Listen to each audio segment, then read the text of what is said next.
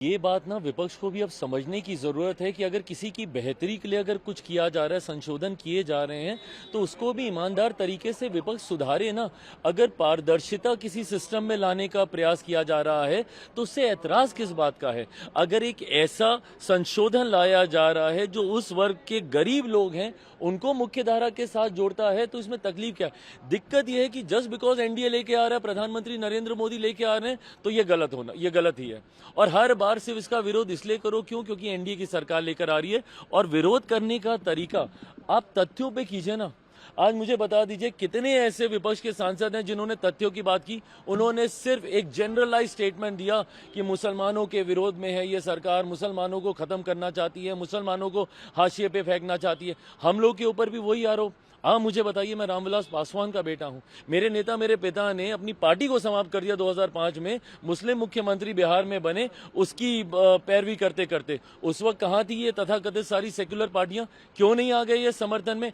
आज मेरी धर्मनिरपेक्षता के ऊपर, आज मेरे सेक्युलरिज्म के ऊपर आप सवाल खड़े करते हैं, बट उन लोगों का आप साथ देते हैं जिनको सच्चर कमेटी की रिपोर्ट कहती है कि भैया मुसलमान की बदहाल परिस्थिति के जिम्मेदार ये लोग हैं। कांग्रेस का आप साथ देंगे, राजद जैसी पार्टी का साथ देंगे जिन्होंने खुद वक्त को लेकर, लालू जी का बयान वायरल है आज की तारीख में, हर कोई जान रहा है उन्होंने क्या कहा क्या नहीं।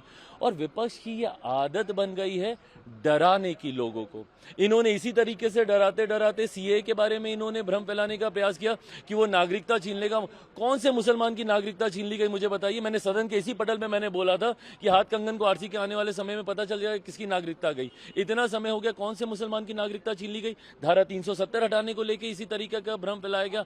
हर बार लोगों को सिर्फ डरा कर, और आज पुनः अगले 2 साल में पता चल जाएगा ना, 2029 में हम लोग फिर जाएंगे चुनाव में। 29 के चुनाव में परिणाम दिख जाएंगे।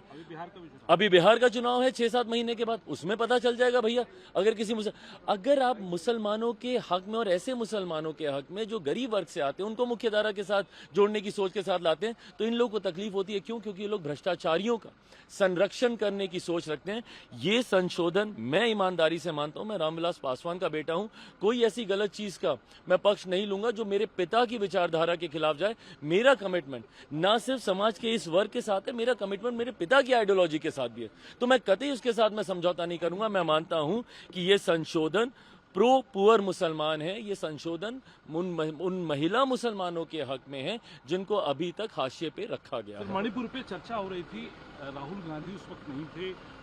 अब ये बता दीजिए इन लोग की गंभीरता, एलओपी की गंभीरता बताइए।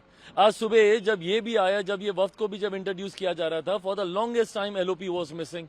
अभी जब मणिपुर वाला मामला, मणिपुर इतनी बार ये लोग कह रहे हैं, उसका राजनीतिकरण कर रहे हैं, सब कर रहे हैं। और जब गृह मंत्री जी जब उसके ऊपर जब जवाब दे रहे हैं, जब अपनी बातों को रख रहे हैं, जब स्पष्टीकरण दे रहे हैं, आपके सवालों के जवाब दे रहे हैं, तो आप मौजूद रहना भी जरूरी नहीं समझते।